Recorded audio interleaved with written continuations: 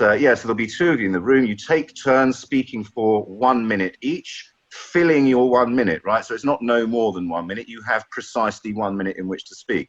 Don't have to fill up every second of it. If you wish to sit in silence for some of that time and contemplate, or if just nothing comes up, silence is absolutely fine. There's nothing wrong with that. There are no hard and fast rules in this game, right? It is a co-creative, collaborative, fun, exploratory exercise. So there are no hard and fast rules. There's nothing you can do wrong in this. But there are a couple of things that we try to do when playing, not because we wish to constrain ourselves, but actually because we wish to open ourselves up. And so we try and avoid the use of personal pronouns, I and you, in order to give ourselves access to a mind space beyond just our own ego, right? And so by using language that doesn't constrain us to our ego, we hope to maintain an openness to that space outside of ourselves. And the other part of the game really is about listening both to yourself and to the other person, right? So being fully present in the moment, really listening to and trying to enter into what the other person is saying, and at the same time being very aware of the reactions and ideas that are coming up in yourself so that you can articulate those during your turn. And the idea is that the turns build upon each other to create something really novel and new that neither of you could have come up with on your own. And then after the games, we'll come back together into one big room and we will exchange some of the nuggets that came up in the games. You know, the things that really stuck with you, that really hit you during the course of the game. You'll have an opportunity to share those then with the group, and discussions can ensue.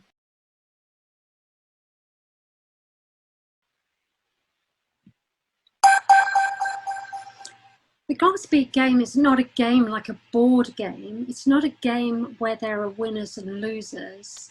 Instead, it's a sort of infinite game. And the purpose of the game is to be able to continue to play. Play is the goal. The Glass Bead Game is a dance with meaning and understanding each other and the whole in its appearance. It's a portal to dive into and make sense of what comes into our minds. The Glass Bead Game makes you into a membrane through which things pass.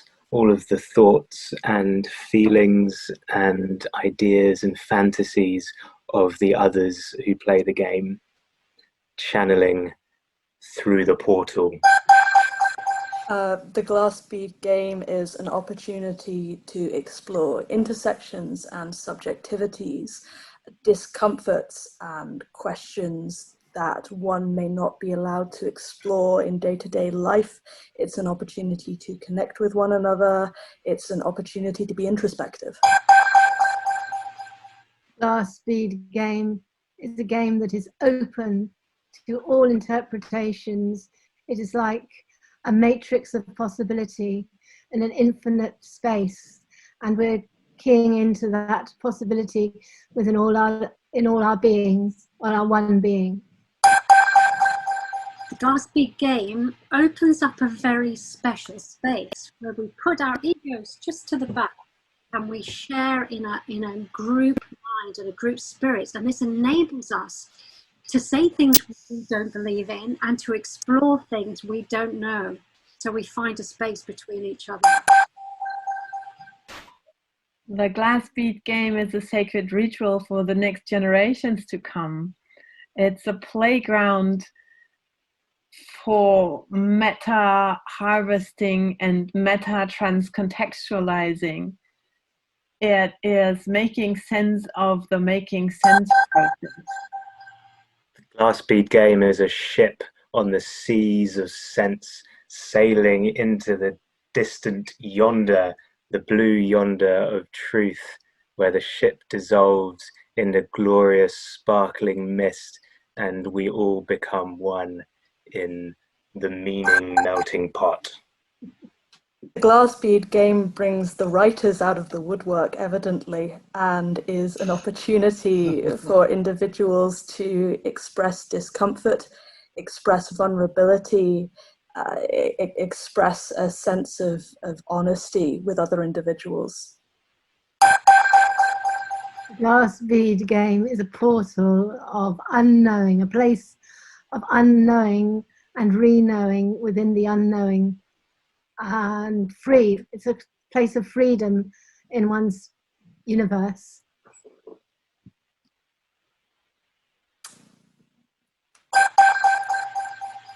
The glass bead game can be very dark. It can uncover uncomfortable truths. It can challenge those things you thought were true. It can break things ready for a remaking.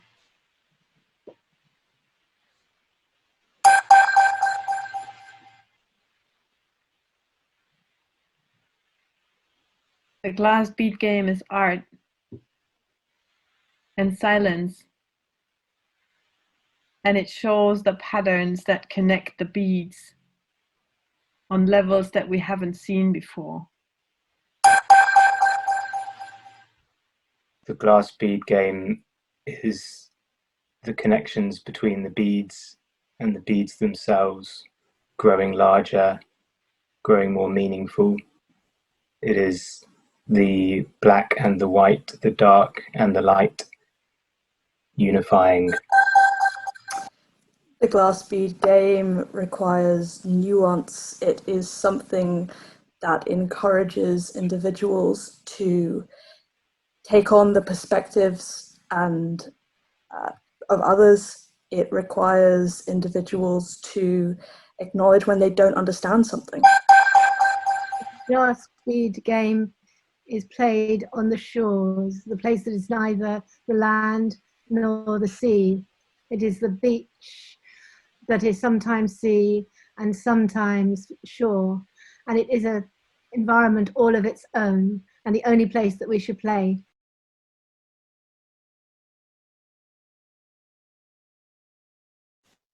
Sacred. Sacred is private. Sacred is the private made public. It is the shared privacy.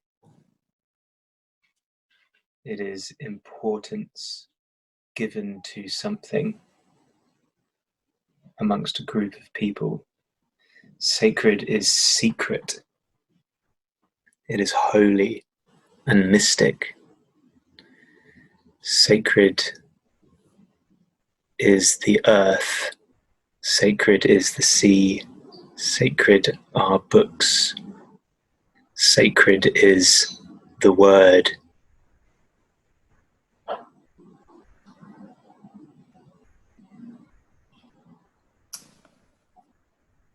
Sacred is intimate. It is that which you do not wish to shatter on the kitchen floor. It is dusty and enduring and fragile all at once. Sacred is anxiety-inducing in its inherent value. It is painful and important and integral to the sense of self. Sacred is a giving and a receiving. It is an honesty. It is the application of value to something because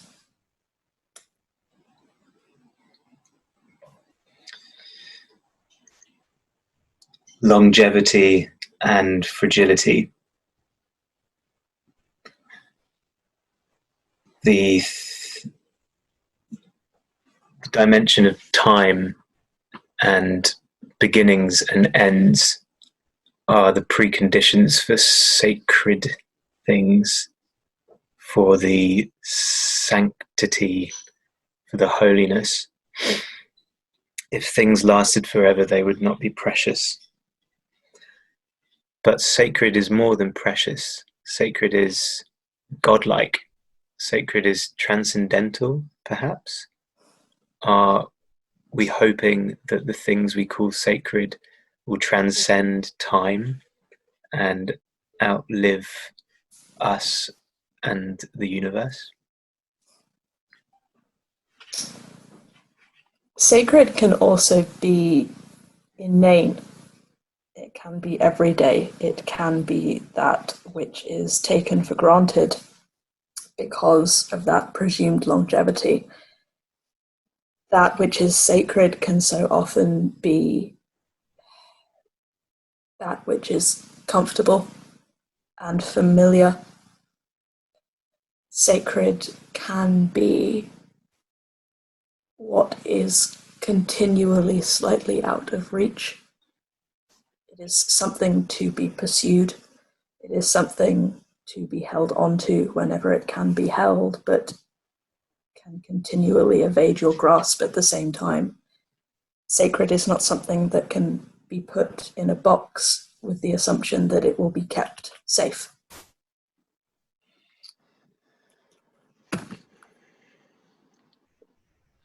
Is sacred only applicable to the holy, to the trappings of religiosity? Or does the sacred exist outside of them? Is the sacred something which even the early humans without a formal religion knew and loved and coveted? What makes something sacred rather than just precious? Is it that it's unattainable, out of reach and out of our grasps? Is it because it's mysterious? Is it the transcendentality of the sacred thing? There is something touching it from out there, the divine. Is it the divine quality which makes something sacred?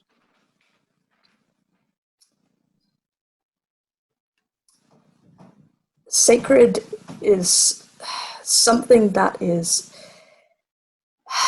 tied up in ideas of what is biblical, not necessarily what is religious.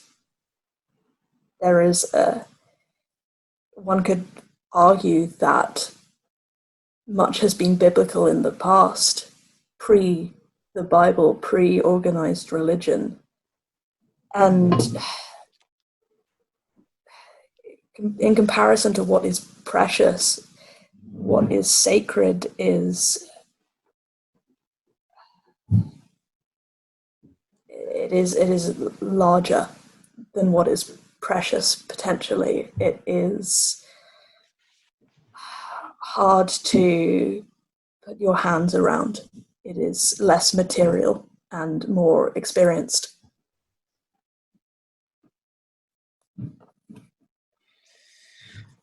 It's sacred is communal, then it's something agreed upon, whereas preciousness can be individual. The group must agree that something is sacred. Or perhaps not. Perhaps the sacred can exist just for one person, the lonely sacred.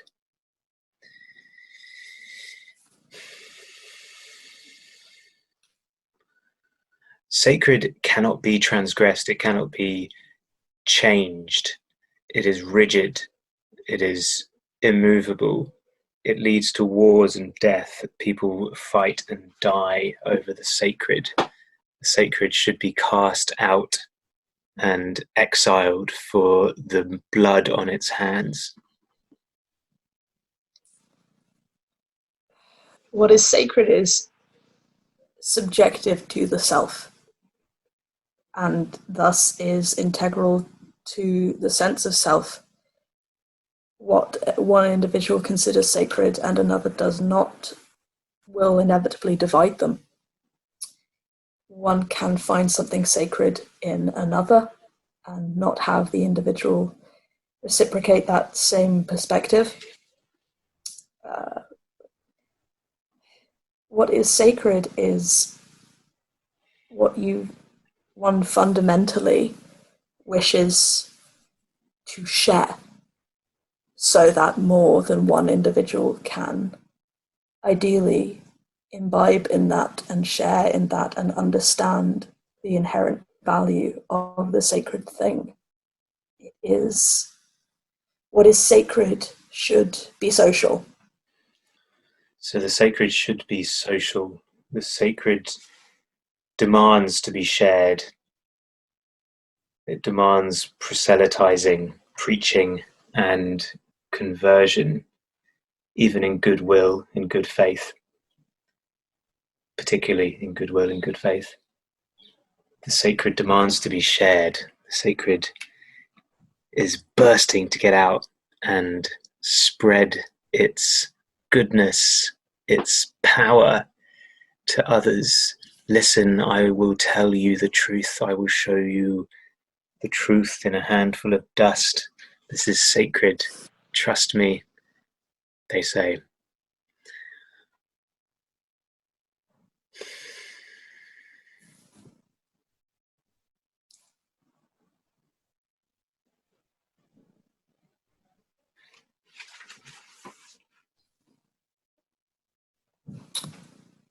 Sharing that which is sacred requires trust.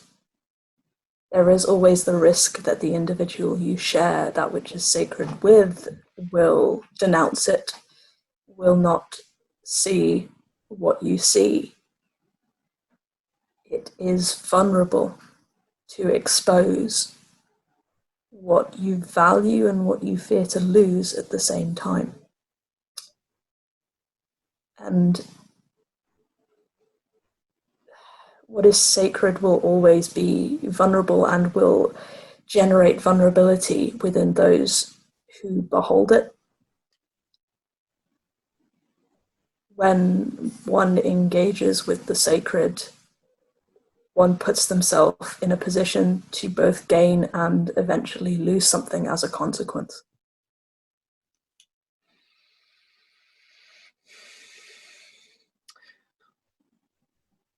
Yes, the sacred is an instiller of vulnerability. It demands to be defended. And the defense of the sacred by human hands leads to violence. We had quite it's funny how you get different rhythms to different games that you play. And it depends on the mood and the subject and the players. But we had quite a really trying to get at what this idea of the sacred was and the movement it was. So it was quite cerebral, whereas sometimes it can be more linguistic. It's got so many different expressions, the game, that it's interesting to see those different rhythms appear. Well, Caroline and I had a really lovely game.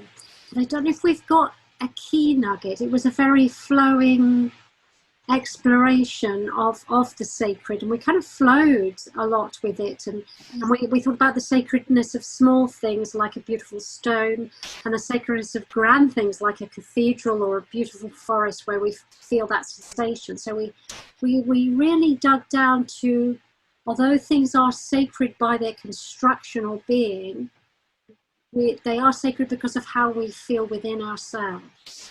How we, and Caroline was saying about vibration and what have you, and how we get this vibrational spiritual sensation within us that we call sacred. Can you add to that, Caroline? Yes. No, I think actually you've said it really. It was so hard to describe, but I really felt that we really came to something very sacred within what we were attempting to feel within that feeling of sacredness. And it was like a symphony, and yet like a tiny note, or like a tiny subtle color, and yet a whole rainbow. It was that feeling of the tiny inner preciousness and the outer grandeur of the universe. We came back again and again to the paradox. So Ben and I were discovering that it's it's knowing and not knowing at the same time. So it's knowing that you don't know, or being overwhelmed by suddenly not knowing what you knew before, or something like that. And it has to do with relating ourselves to the bigger things around us, and we also found that it's actually everywhere and all over the place, just behind that veil, that we could just put that veil aside and step into it. What would you add, Ben? Yeah, that thing about it being, if you just allow, if you open yourself up to it, it's there if you want it to be, if you can find the way. This thing about it being simultaneously grand and small, I think there's more of the smallness in our conversation, like it was like the little things, those little moments with the kids, or those little moments. But what we did get to was, and this was Cars, she talked about being held, and that sense of being like, held. And I suppose there's something about being held, which is maybe you have your smallness, and then there's something bigger,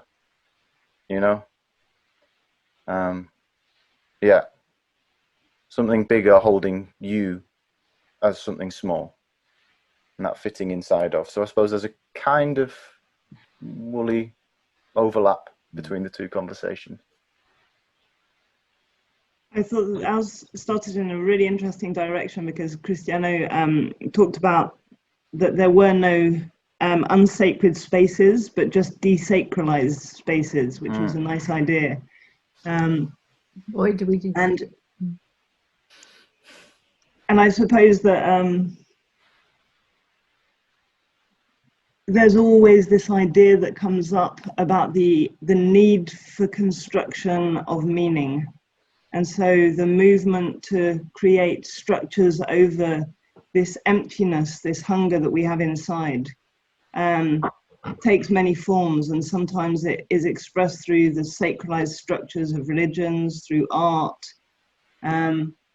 But maybe one thing that came up was that maybe it wasn't the original sin, but the original sacrosanct, or maybe just the original hunger, emptiness.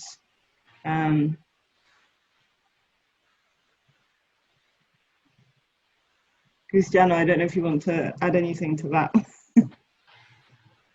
It'd be just that for me, another part that was interesting in our conversation was, how can I look for the sacred? I can look it inside me, going to the abyss, but it's very scary if I am not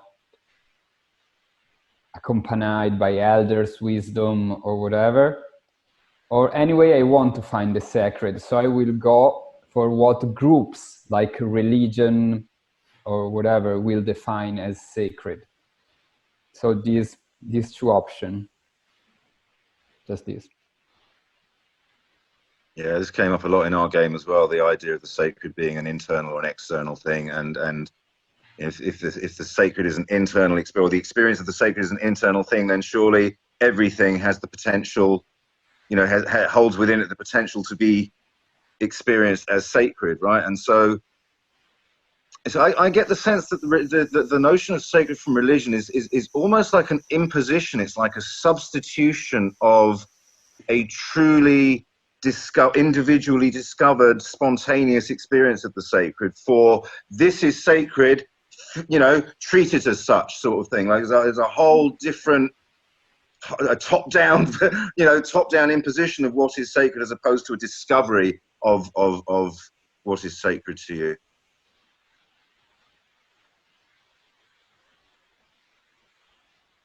Is one like to intersperse?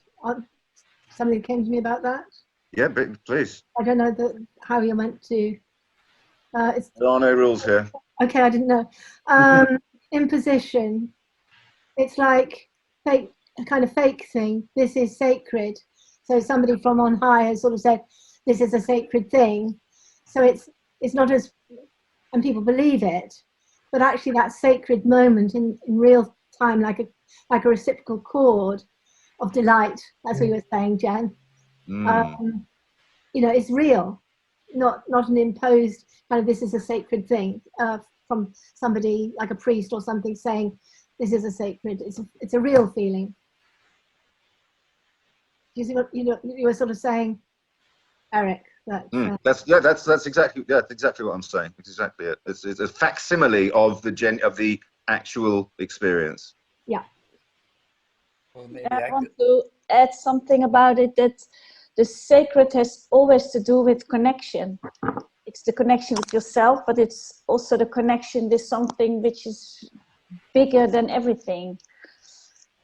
And even it can be because of a stone or whatever, small physical thing, everything has a soul, and everything, if the person is aware of it and feels the connection, then it's sacred, and then the sacred feeling can be there. So it's a huge connection.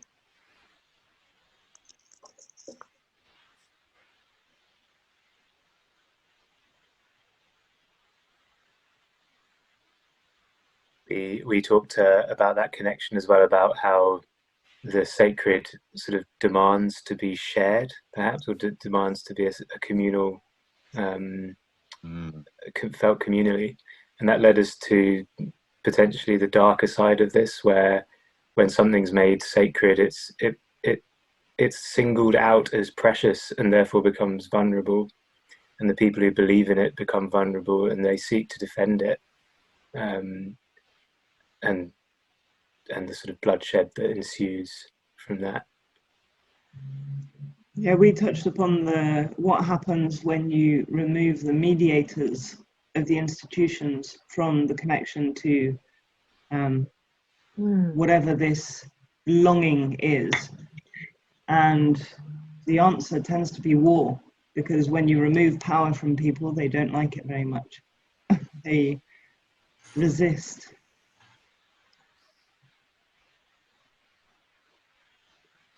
Seems to be very interesting, what a weaving of genuine, sacred, beautiful experiences. So people who, especially historically, perhaps with the Roman Catholic Church or with Islam, who are having deep personal experiences of the sacred, and at the same time, or even perhaps in the same mosque or the same cathedral, there are others who are manipulating power and seeing it as something they can use in the same space. And I've been thinking about the use of art as something that helps us to have sacred feeling. But of course, art historically also has been used to teach people their place and to, you know, build up a hierarchy where people need to sit in their place. So it's really an interwoven, super complex thing that's going on.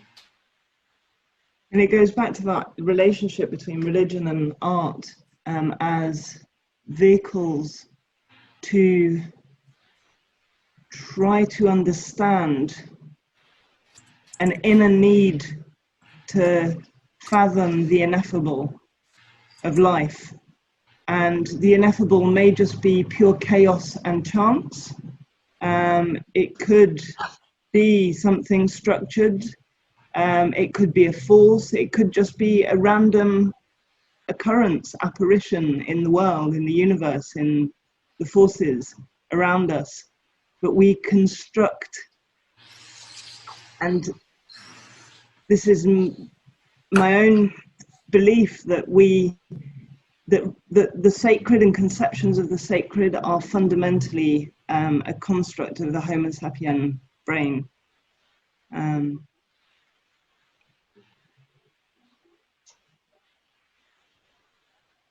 On that, it is an exceptionally old word in Latin languages. It pretty much survives intact right back to the Proto-Indo-European languages.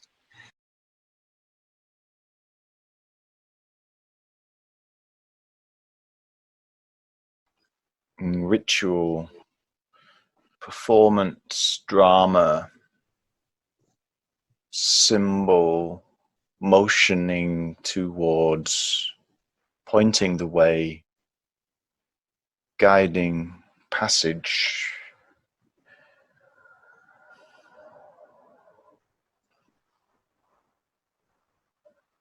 Repeatable, engaging, engageable. The right balance between being told and doing as one wishes, filling the space between what you wish and what the ritual requires.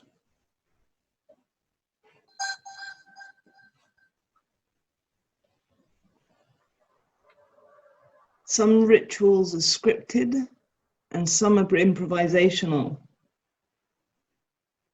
This notion of a very complex relational tool that has the element of explosion of expression, the performance, the drama, and yet this idea of passage or pointing or directional element, which is maybe a form of imparting knowledge, transmission of knowledge through ritual.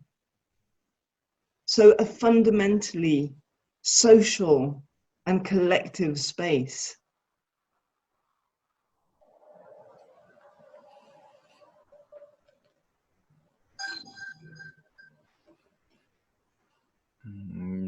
Knowledge. There are many ways of knowing.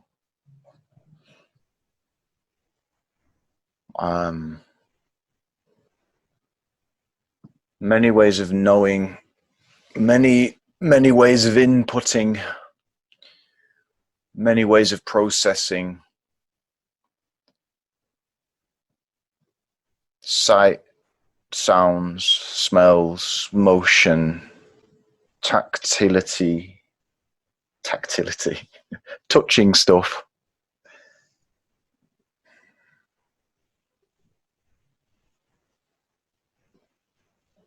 Procession, group work.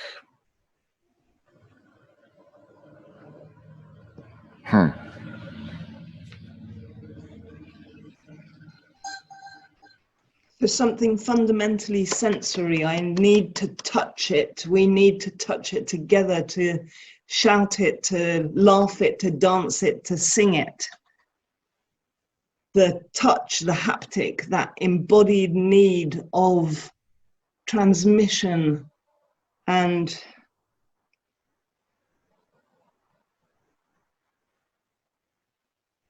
is it a force to bring together?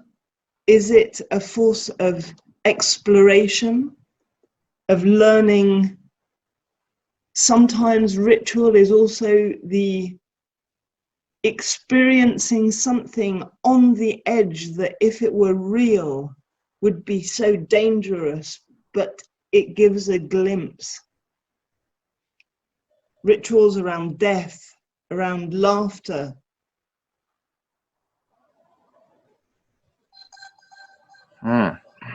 A question of what the ritual is for. Why ritual? Why ritual?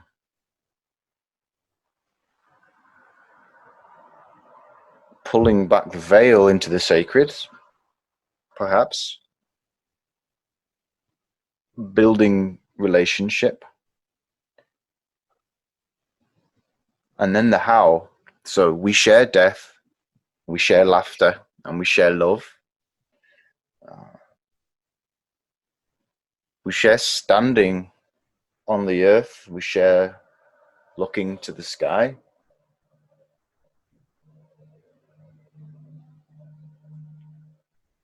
We share imagining what the clouds look like, imagining what the clouds represent. We share we share projection outwards onto. This collective experience and its multiple functions. One of the most bitter, beautiful, profound, ripping literary rituals is Günter Grass's The Onion Seller in the Tin Drum, where people go to cut onions to be able to cry about the horrors that they cannot otherwise express, but that need to be expressed collectively. Ritual as a space for jumping into that chasm and exploring the unknown, learning, or simply just screaming or embracing. It has all of that in it.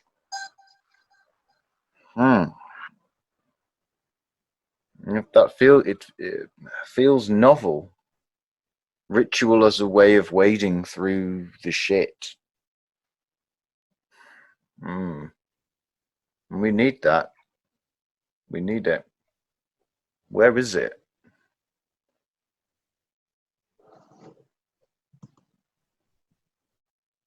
It's the UFC and the boxing match, the boxing ring, the horror movie,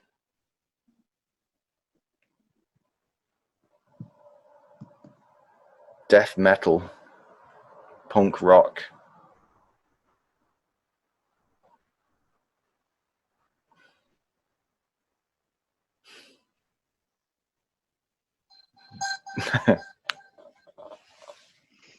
So the ritual as potentially the diving into the dark spaces inside us, but also the expression of joy.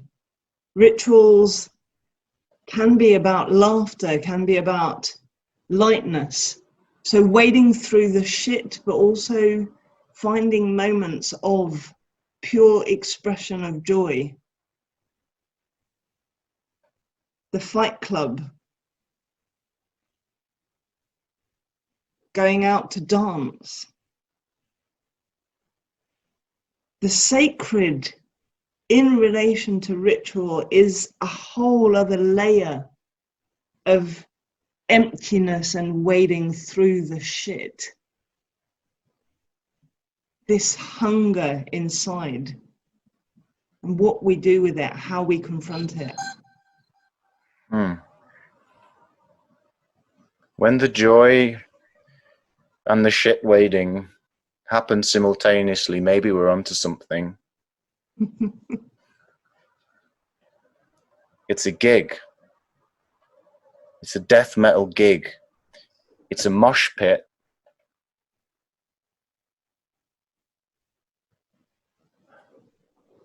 It's soldiers together in war. It's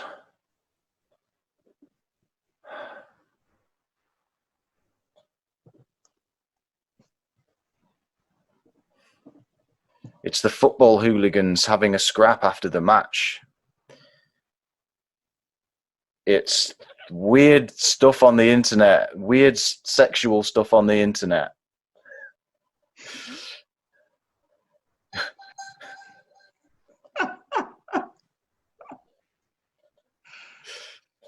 So noise, repetition, adrenaline,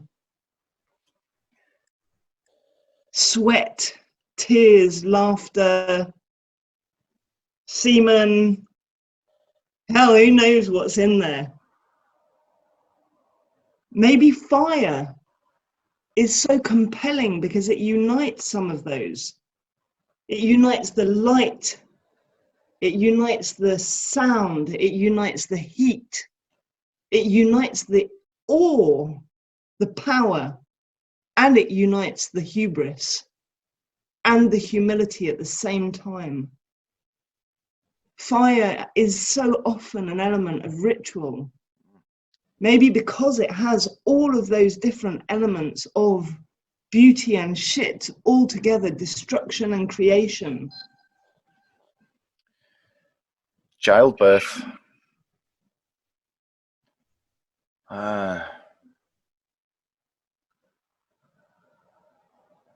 Yeah, fire, childbirth.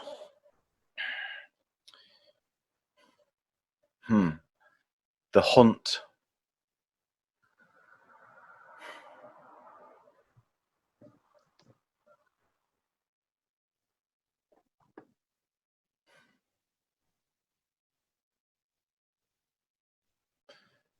Jesus on the cross. The crucifix.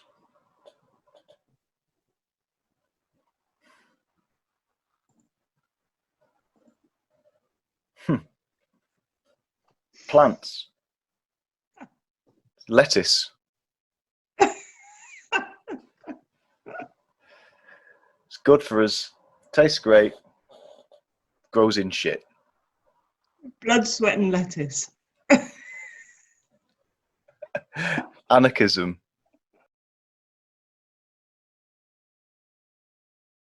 Ritual.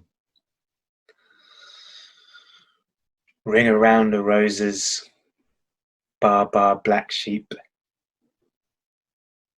Little Miss Muffet, songs, circles, dances, the maypole, the Wicker Man, the Harvest Festival, Christmas, Easter, Hanukkah, Ramadan, Diwali, Sunday dinner, birthdays, the Glass Bead Game, the pub, Friday night, pints of beer with friends, something repeated, the ritual of repetition and meaning built up over generations of repetition. Of layer upon layer of movement, song, and very often it can be something very, very serious, that it can involve the sacred. People can even use a lot of drugs to actually enhance the ritual, so they see things beyond the ritual, and that will then feed into the layers and layers. So, for instance, there could be a ritual of cabbage cutting that could bring the sacred into a very special kitchen year after year at the same time. And that could become a ritual. Very often people dress up for rituals and wear special masks and they embody different creatures from other worlds or from the animal world, and take on a new persona, completely new persona. So the ritual allows the participants to take on a persona, to inhabit another character, another way of being. The ritual is a custom, something which is repeated and which people know the rules for. They know what to do, what to say, where to go, how to dance, what songs to sing, what to cook, how to gather. And the custom lends itself to costumes. Costumes lend themselves to transformations. And so the ritual is both a rigid and bound time, but also a time for exploration and going outside the self. And it seems that in our modern world, there are fewer and fewer rituals of the type there were for time immemorial in human interactions. There seem to be less and less rituals that people engage in. That's from my perspective.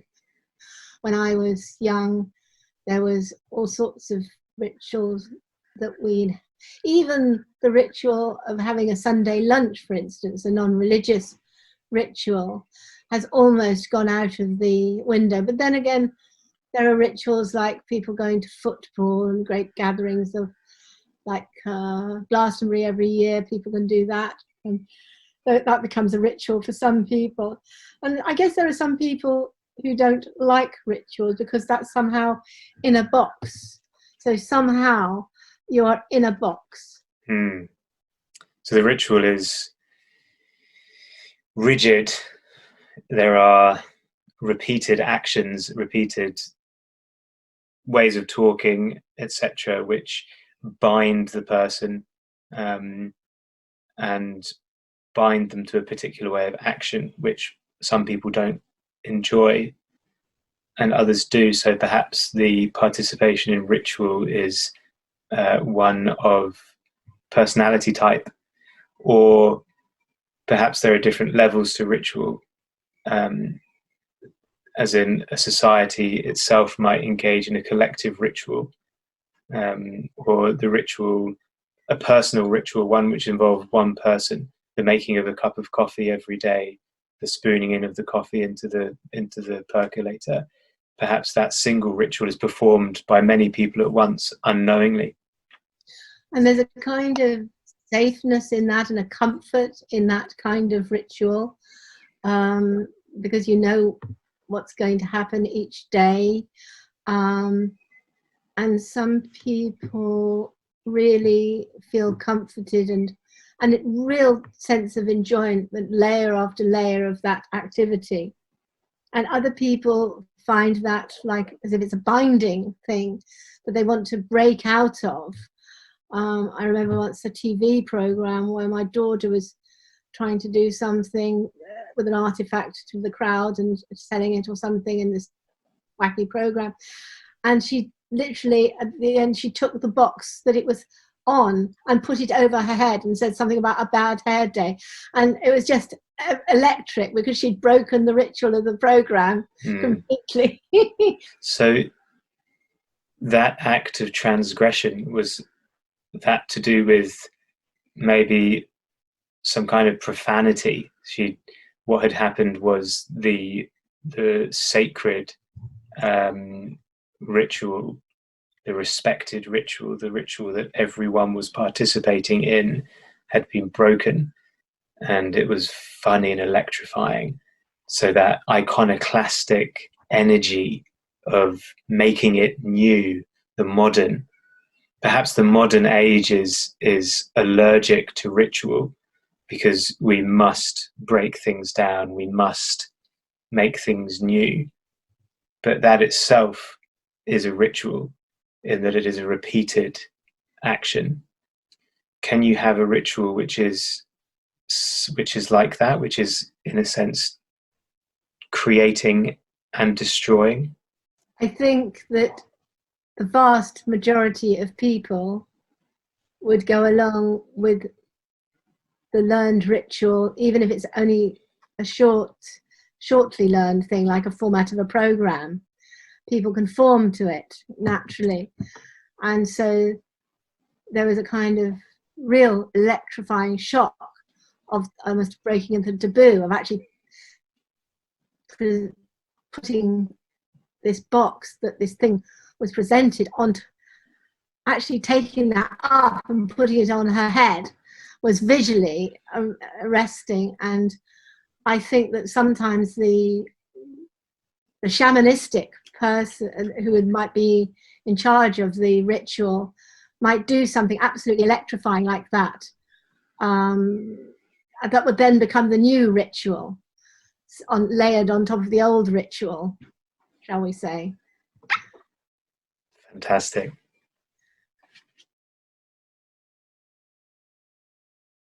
So Carr came up with the idea of ritual being a portal to transformation, right? That this is one of its main functions, a sort of symbolic gateway from one state of being to another one, which I really liked. I thought that was a really good way. Also, the repetitive nature of ritual was another thing that she started off with and then doubted herself a little bit. But repetition does feel like it's like there's like that's an element to it. So there we go. Hopefully that kicks things off.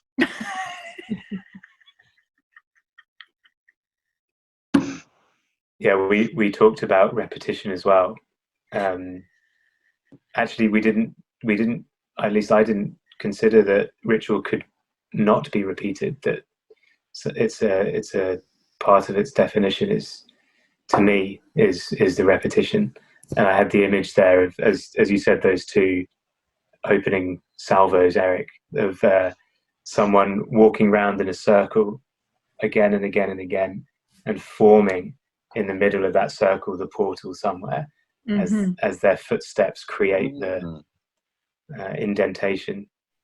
What I also thought was became so clear was that the ritual itself is a metaphor for something else to happen in real life, kind of, right? It's not nothing for itself or something. Like, it stands for something, and it's we undergo abductive processes when we perform a ritual, or when we're part of a ritual, when we practice. That came up a bit with ours as well. Ours got quite dark, but also quite light. It's trying to balance out that hugeness of the role of ritual, that it can be a way of wading through the shit, as Ben brilliantly put it. Or it can also be an expression of joy or a connection with joy. And so it has so many different elements. But that really ties in with this idea of ritual as a metaphor for grasping something in the everyday, maybe. Yeah, we talked about everyday rituals being something comforting in a sense to people, and if people knew where the ritual was going in a bigger sense, then they felt kind of they knew where they were going. But we also talked about the potential of breaking that in some way, that maybe the shaman might do something different sometime, which might even shock the person, shock the people into a new paradigm, and then that would be incorporated in the ritual and become the new ritual. So the ritual isn't necessarily completely static, although it usually is layered upon layer. Yeah, that was something. I really like Joe's image of the repetition, walking around a circle again and again and again, creating the circle, creating the ditch in the ground, which is the portal, which leads on to another thing with this, right? So what you're saying is that the repetition itself, the doing of repetitions, is what creates the depth in the practice, which allows you access to the portal, right? But at the same time, doing the same thing, like walking round and round and round and round and round in a circle over and over and over again, is really fucking boring. Yeah. So how do you make that meaningful every rotation? How do you make every circumference of that circle profound and meaningful and important, right? So the everyday rituals I like the idea of they're comforting. Are they? But do they lose their comfort? Do they lose their depth? Do they lose their meaning by virtue of repetition? And so where is that sweet spot between getting the depth of repetition and not getting lost in the banality of the repetition? I would say that comfort part would only apply to some rituals, I guess, because there are some, especially those coming of age rituals, that are quite a challenge for a person and always a shock, I guess, purposefully so. Even if fully expect what it will be still physically a shock. Being bitten by ants or something like that. And that kind of made me think of that shock being baked into the ritual, because the ritual can be exhausting, can be challenging purposefully, not just to make it you know, less boring, or just to wake people up. Yeah. And that actually led me to other kind of thinking, where it's kind of like a ritual, but where it's not fully, like, freely participated in, like hazing, which is having that ritualistic thing, like an introduction of new members into the team, but kind of like making them suffer through that, like going through some kind of suffering in order to be a part of the team, be it in military or in some kind of other things, and that still has certain aspects of that ritual, although it's not fully, like, voluntary. You can be subjected to a ritual, can't you? Yeah, so they're very much the opposite of comforting. Yeah. For sure, in the haze, even in the most uncomfortable rituals, there is a sort of greater goal, right? So I'm thinking also about the self-flagellating mystics, or these people the ascetics who withdraw from society, the sort of inviting of pain onto the body, inviting of suffering for the transcendental connection. So to go back to Eric's question of how do you get that sweet spot? Where does the walking around, because walking around in a circle, making a trench is also what a horse would do in a mill, or, you know, you can imagine that as a form of slave labor. So isn't it the fact that if you're involved in a ritual and you're willingly involved, it might be something terribly uncomfortable, but you are doing it because you believe there is a significance to your actions. I'm really glad that this is where the conversation's going, because initially I wondered whether Alina and I had gone off on some complete tangent, but I think not. I think we worked it out. I think the problem's solved now. We stopped talking. We fixed it. And It can happen with Alina. right. And so the last thing she said, by the way, was blood, sweat, and lettuce. So that's it. But no, in seriousness, and a bit not. It's some kind of blend of shit wading, pain, darkness, death, and joy, elation, and Alina came up with a great one, which is fire, which is of course often used in ritual, it represents all of that. Like it's light and heat and pain and death, and it's purifying and transformative. It's transformative. Like it ticks lots of boxes. But there's, I mean, I'm sure for one round we were just throwing examples at each other. You know, it was like mosh pits and rock clubs and like punk. And there's heaps of ways in which like weird sexual things on the internet, you know, where there's that kind of blend of like dark and joy in the same thing. It's interesting that other people have talked about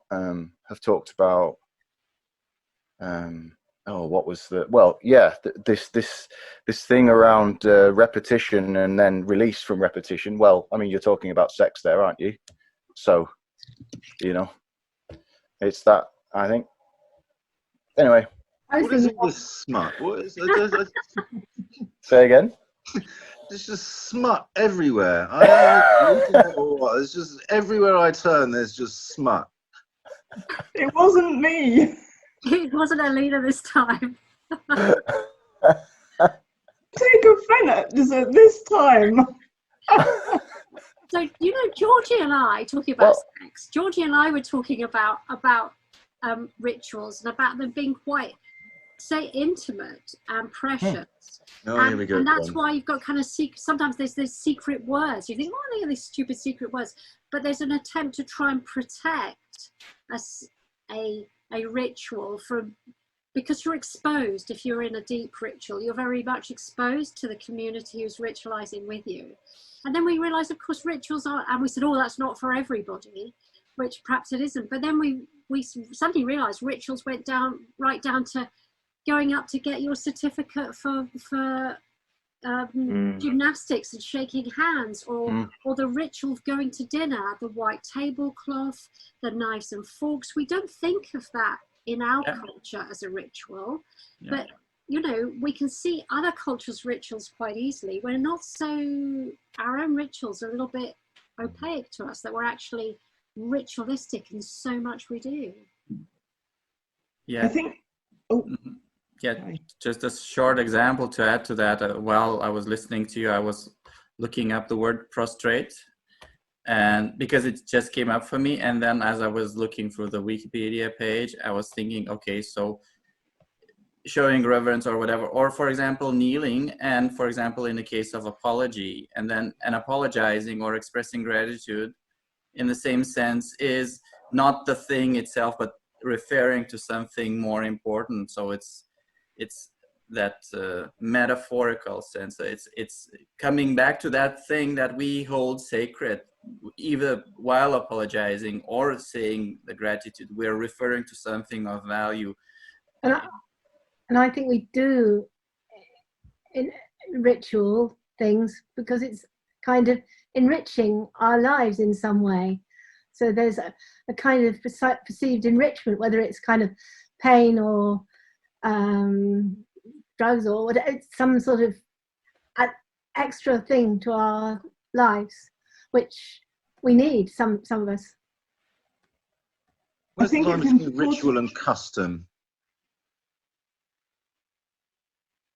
Yeah, I was going to make a similar need to kind of separate routine and convention from ritual.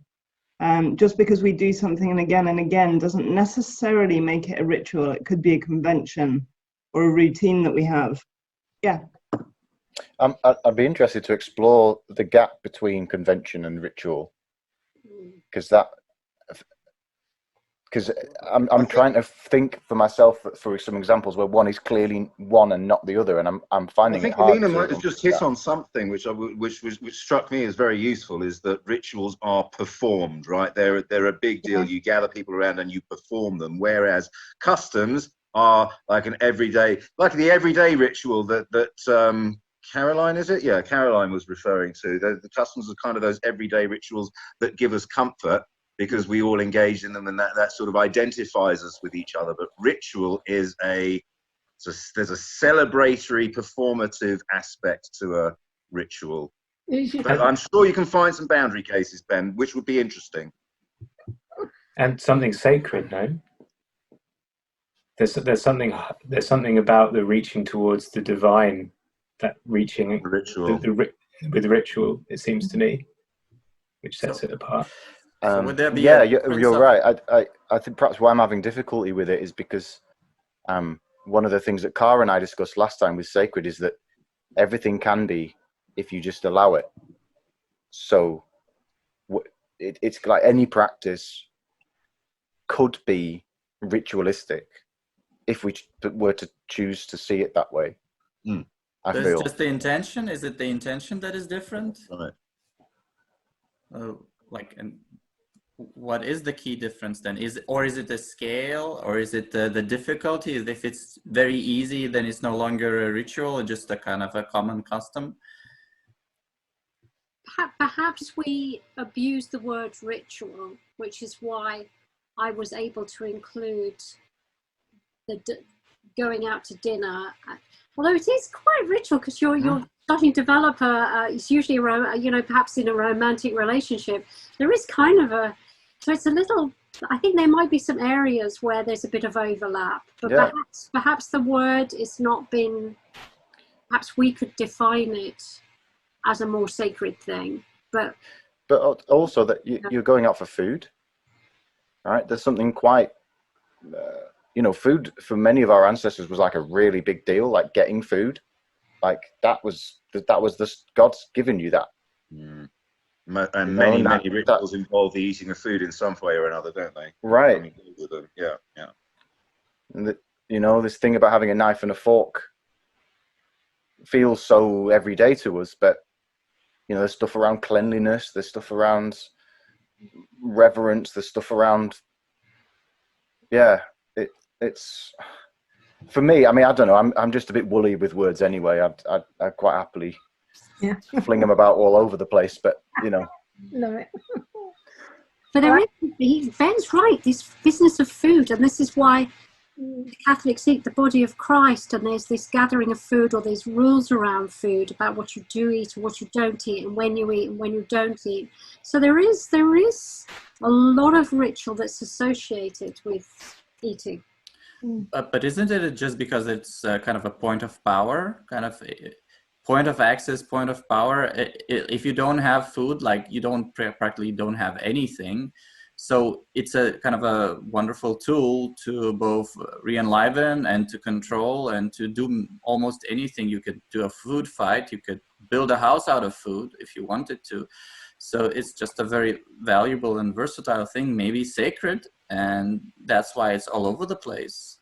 But if we put it as a key part of the ritual or of anything, maybe we're not seeing the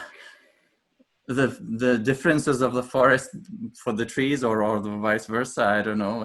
It seems like it's a very broad strategy, so it could be applied many places. Are there any? Oh, sorry. No, I was just going to say, I think also sharing food is not necessarily about just the significance of survival and it being a need. Food is also a source of very base level pleasure. It is something that we enjoy, and you know, pleasures of the body are something that we often share ritualistically with one another in other scenarios anyways. And I think a lot of what is so ritualistic about sharing a meal with somebody and what it means to kind of have that ritual is kind of, there is that giving with somebody, there is dedicating your time to them, equally appreciating something, and allowing, you know, witnessing one another's enjoyment of not just the material good that you have in front of you, but also like the time that you commit to one another. You did very well. You skirted around the smutty a little bit, but you never really got to mention it. I wanted to get closer. I always want to get closer. It's all about bodily pleasure, and I thought, oh God, here we go again. But no. Is this Puritanism that's coming out repeatedly, Eric?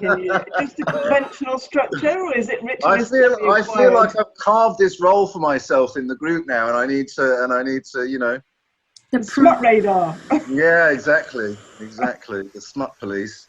I know, but I think that it came up in our game as well, the importance of the very embodied nature of the ritual.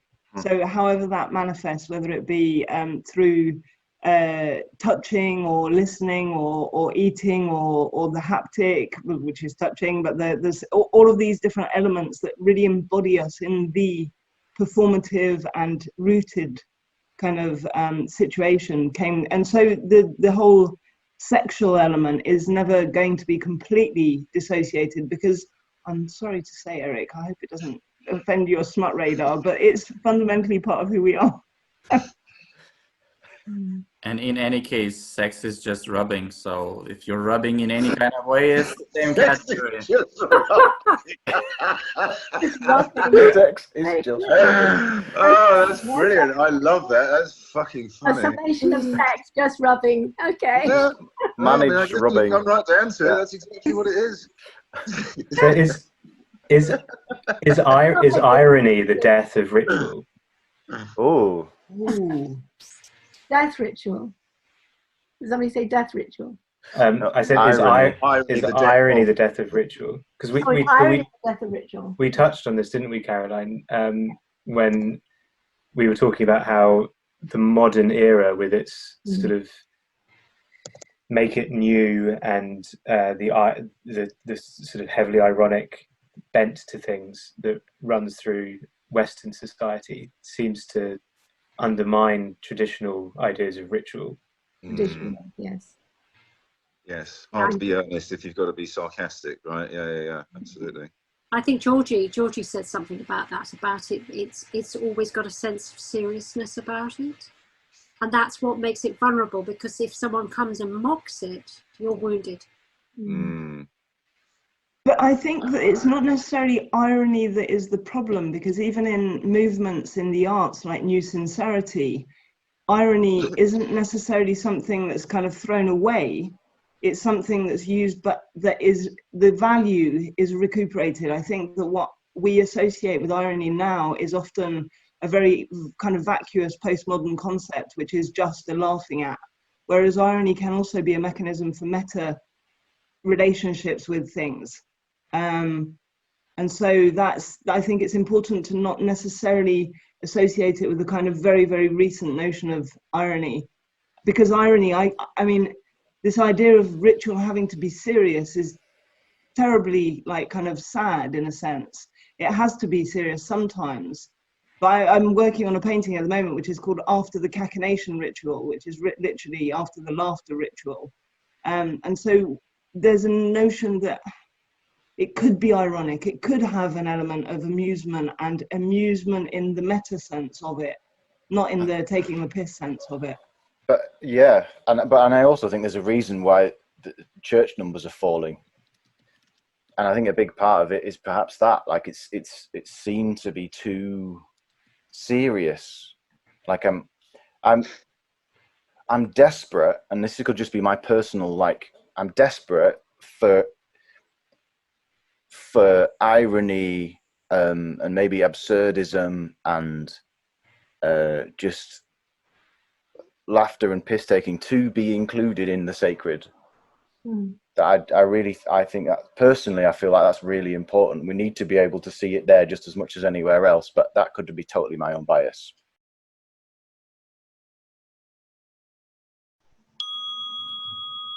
The future face of spirit. Beyond the Janus face, an omni face, a face of 360 degrees. A face that blesses all of being, that does not bless selectively, that does not bless transactionally, but which blesses all unconditionally. The future face of spirit, nourished by the collective sacrifice of humanity, giving its surplus, giving its excess back to the totality, returning it to the void from whence it came, returning it to the big eye at the center of the face. The future face of spirit perhaps is all the many faces of mankind. Every face reflecting all the other faces, every recognition between one human and another of their mutual divinity. That spirit might be the future face of spirit. And the returning, the receiving and returning, just as the rain falls and the sun shines on every being, makes no decision on, I'm going to rain on this person, I'm going to put the sun on that. The rain and the sun come to all, and the spirit of mankind would be gifted to all without any notion of judgment. Omni gift. The great gift of the heavens, and the great gift of the earth, the great gift of fire and the great gift of water, shared equally amongst all. Free energy flowing. Spirit is divine energy. Some hoard divine energy, some share. The new face of spirit as to embody that full flow for all. All sounds very fine. What does it mean in practical terms? The face flowing, being for all. How does that translate into blood and bone as we walk upon the face of the earth, as we struggle with our resources, as we struggle with our institutions? Let's ask all these difficult questions where so many spiritual traditions have struggled to raise humanity, or perhaps they haven't struggled in the micro, but they've struggled to affect the macro. How do we expand find these successful nuggets of spiritual practice and get them to disseminate amongst mankind in the bigger picture? Building up a new religious practice, starting with the individual, binding the individual to itself, and then individuals binding to each other, and then individuals binding themselves to collectives, and collectives binding themselves to individuals, until finally we reach an interfaith binding of all of the globe around one collective synchronized sacrifice of all giving back to all those who are in need, all those who have a plenty, share with all those who are in need, and like that, everyone is reborn. Everyone is given another chance. Everyone can enjoy the spin of the wheel.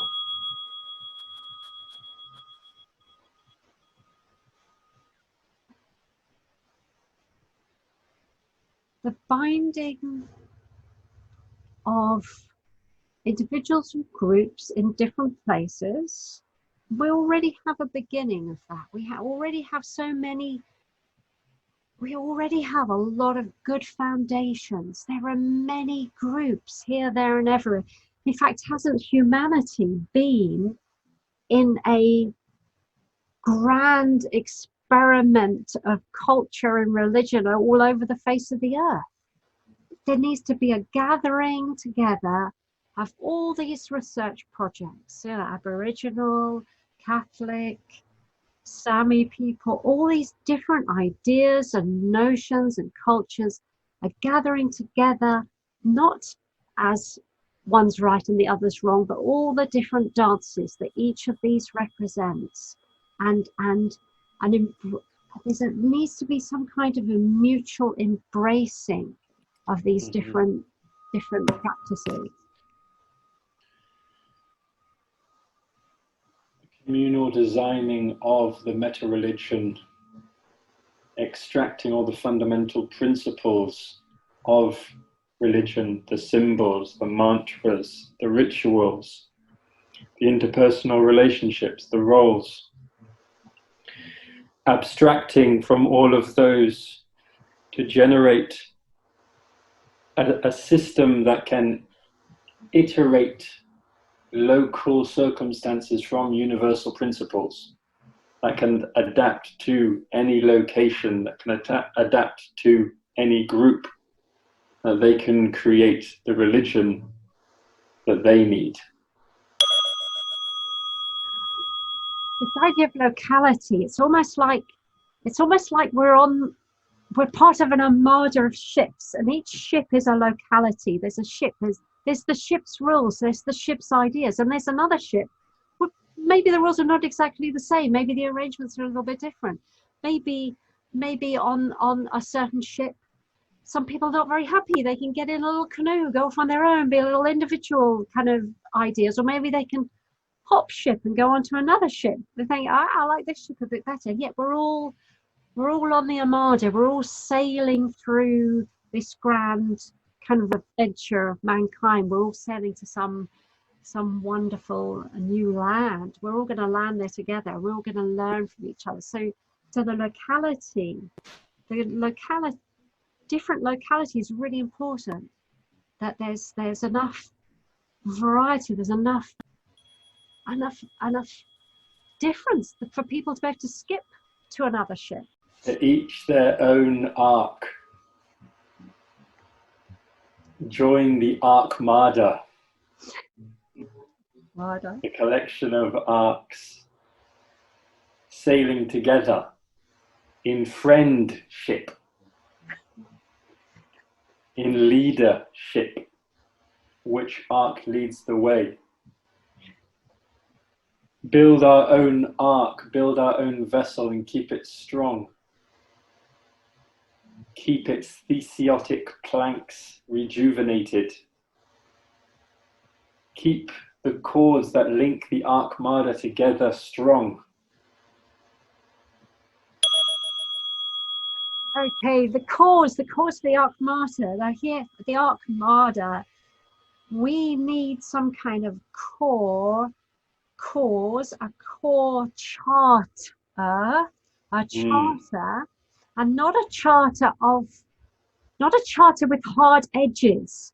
Because if you have a charter with hard edges, you're either in or you're out. If you have a charter that has a strong core but a fuzzy exterior, where there is not an edge but just a drawing in, so some kind of charter that can be, we can gather it together. We gather people from all these different spiritual traditions and say, okay, what is this core? What is this core charter that can hold us together? That's inclusive enough to keep us together, but exclusive to keep the bad stuff out. Creation of a constitutional cell.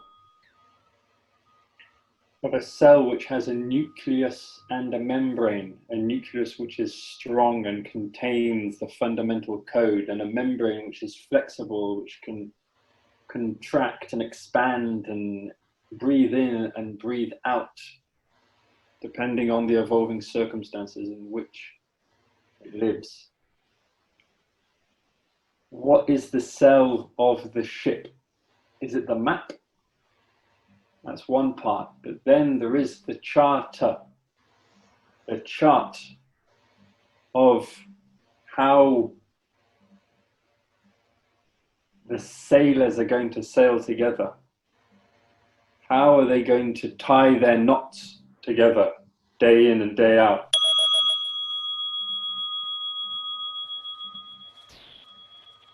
There's a lot of flexibility to this system if we use it. The notion of these separate ships, they've all got their own ideas and their charters and their rules, and we've got a grand overarching charter for the armada. We've got different teams doing different things, practicalities, sharing of resources between the armada. After all, the armada is humanity. We have shared purposes, and we can share. We can have there's different types of humans. There are those that just, they want to explore, they want the danger, and they're out there in the canoes, in the storm on their own, out in front, discovering stuff, getting hurt, doing bad things, getting damaged, and they come back and tell us their tales. And we've got other guardians of the ship. Some of them on grand ships, very, very important. They try and keep everything in order. And perhaps they're overly controlling. And you get other ships perhaps a bit more nimble and a bit more flexible and what have you. So we can use these analogies to kind of help us to make some kind of map to get to just start to work together somehow.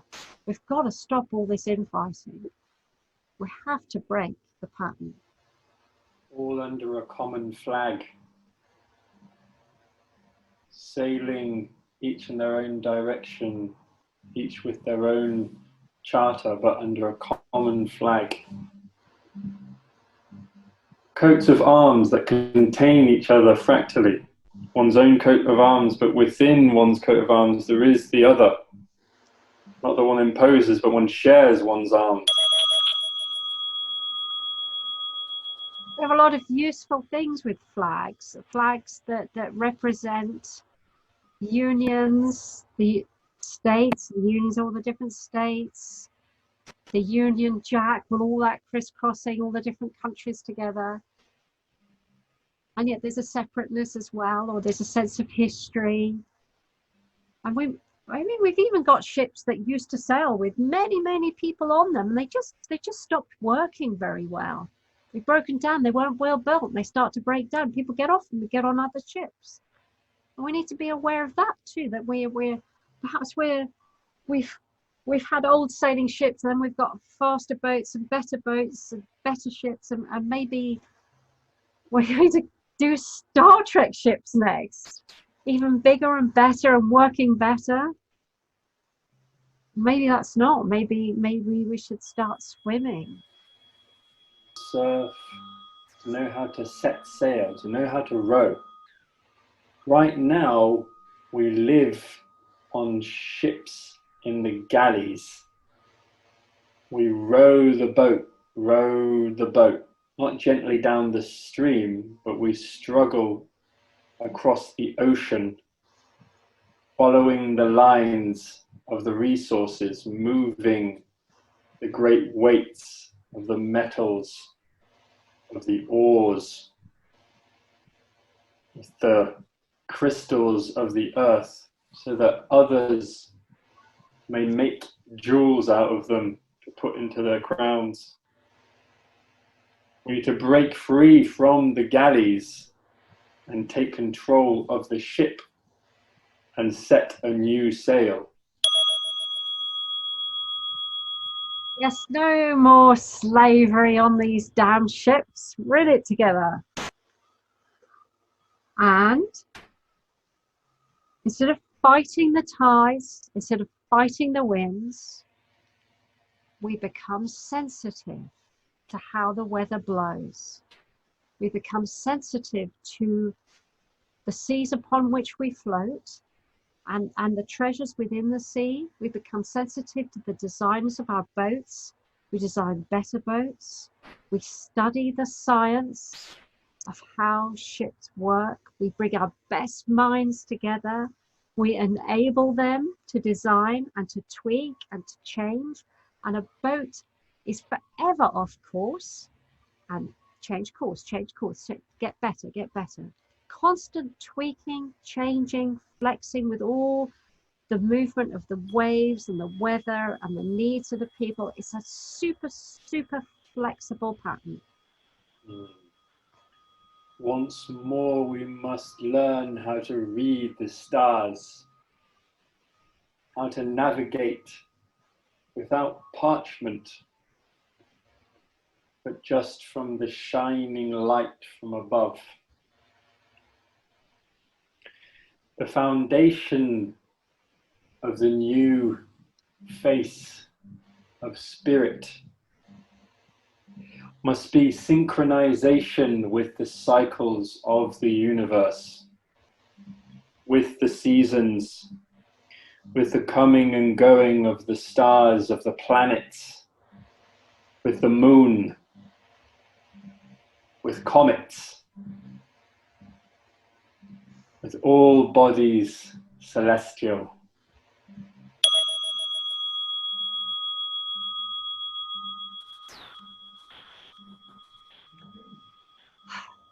So the future face of spirit consists of many ships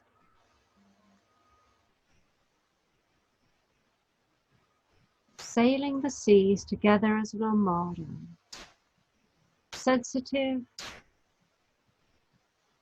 to all celestial bodies, constantly adjusting and changing.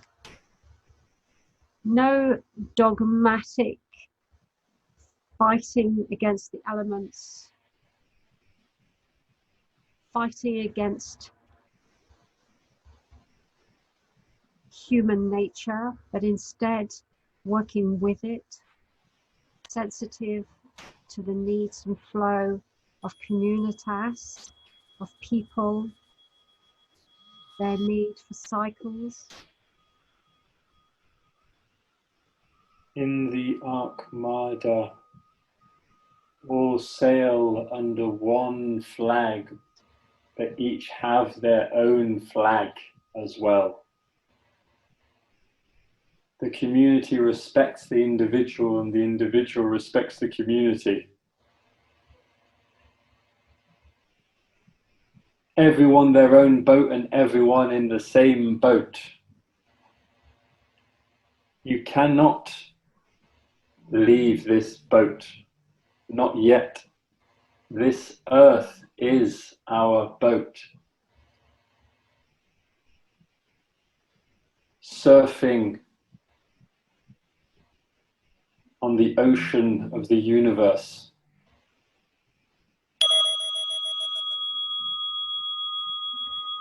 Anyone who's done surfing will tell you that it's an experience of fear and elation. Because when somebody surfs, you have no real control over the enormous wave that has its genesis the other side of the world. It's grand, it's powerful, it's thrilling, it's exciting, and you have to adjust to it using whatever skill you have, and you have to keep adjusting and keep adjusting and keep adjusting. And as you do so, you experience a great high sensation. And like that, we can do that as individuals, as we surf our lives.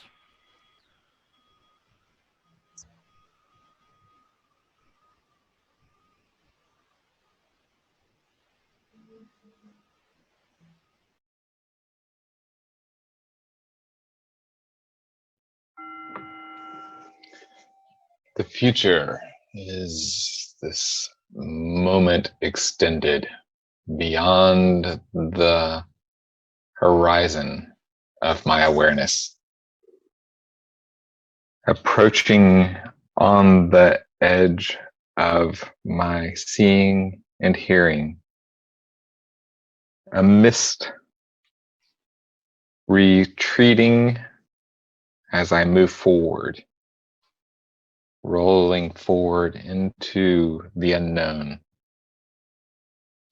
Anticipation of the trajectory that has brought this moment to bear. Anticipation of the past playing itself out.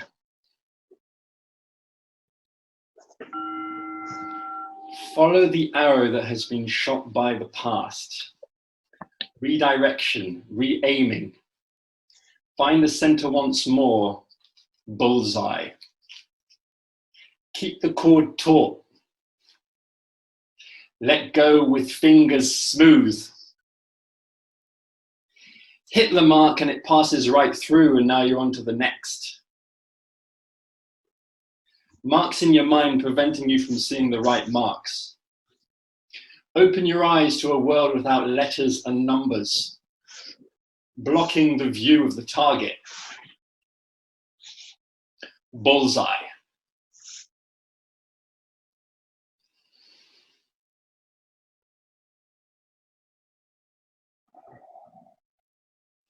Eyeball. Eyeball. Eyeball the target.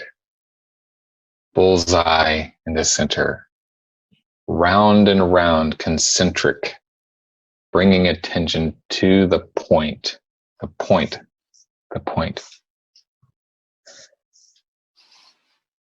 Flowing forward finds smooth trajectory, unless the boulders of obstacles disrupt the flow. And suddenly, the trajectory is unknown again.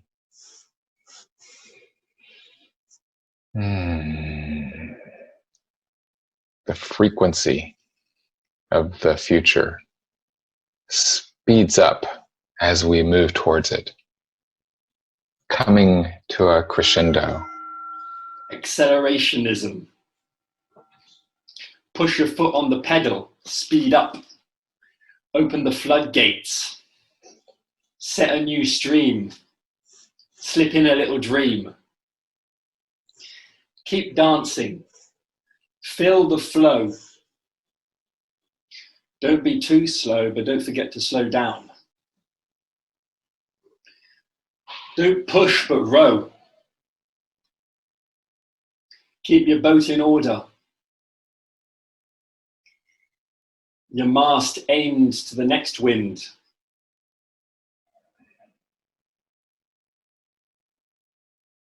North Star.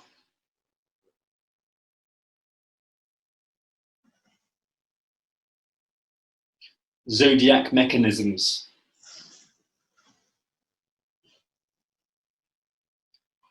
Galactic gears. The future is unfolding, is inevitable. There is no stopping it, no brakes. I have no brakes. There are no brakes to stop me from sliding into the future. Time keeps on slipping. The slippery slope that slides down into the valley of ever-present nowness, sliding past, trying to grab hold. Nothing holds.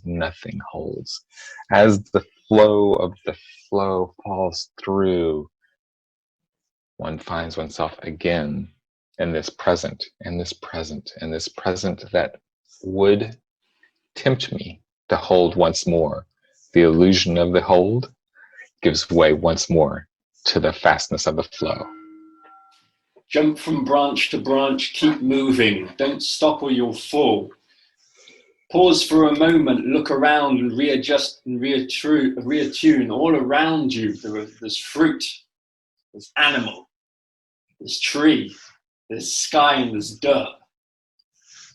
Take it all in and keep flowing, keep jumping, keep branching from branch to branch. Don't allow anything to stop you. Once you've got your eye on the prize, then make it your own. Win the prize by hitting the bullseye. Fall into the valley, climb up the mountain, slip into the abyss. All the same in the end, keep on walking. One step, one move. Keep on walking. 2 steps, 2 moves. The future framed as such a beautiful picture, so ideal, so controlled, so predictable.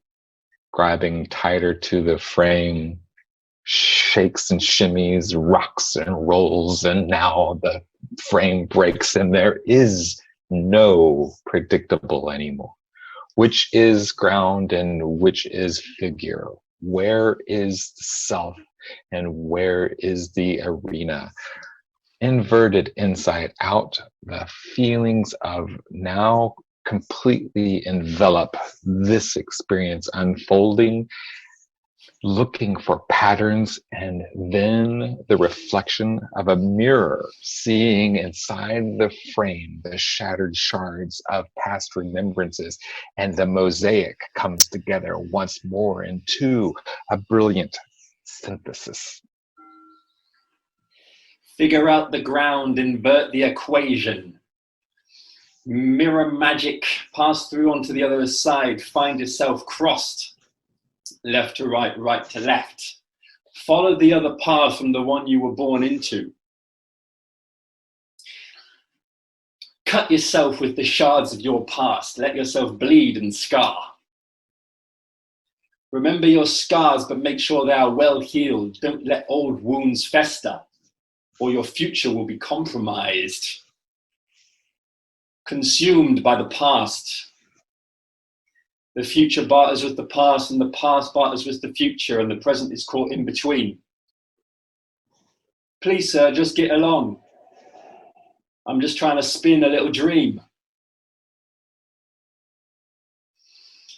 Keep breathing, keep streaming, keep living on, eye open.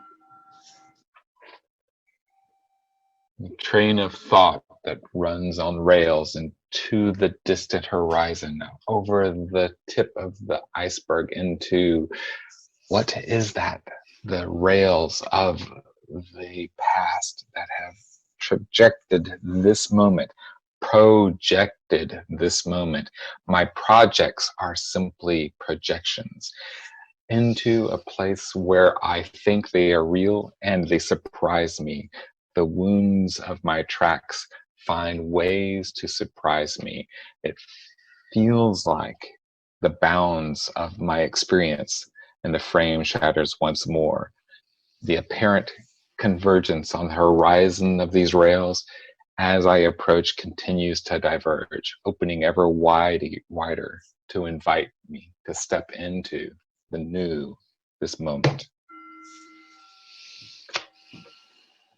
Transporting an iceberg, golden framed by the sun slow melting across the rails.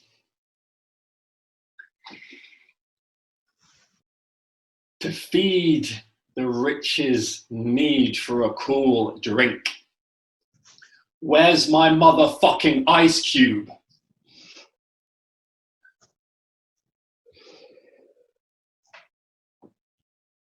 Heat so hot you leave your glass out and the bubbles start bursting. Heat so hot you can't go out into the street without an umbrella attached to a drone. Huge drone in the sky filtering out the sunlight so the grass can grow.